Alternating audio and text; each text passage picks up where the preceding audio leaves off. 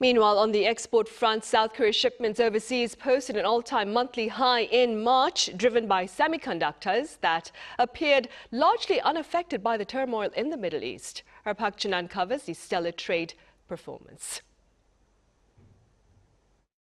South Korea's exports reached an all-time high in March, hitting $86.1 billion.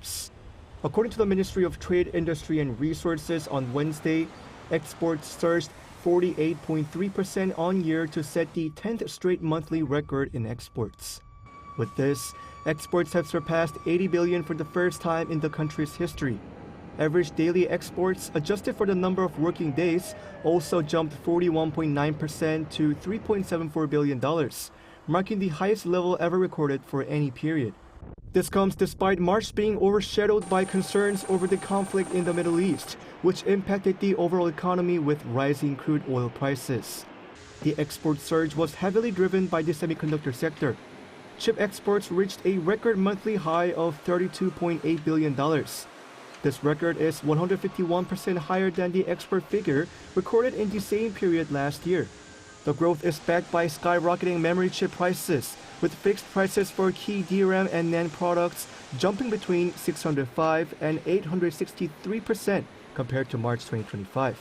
Korea's exports in the first quarter reached $219.3 billion.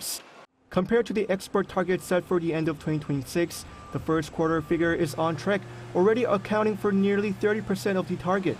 However, the ministry said there are still some uncertainties that could potentially impact export conditions in the next 3 quarters.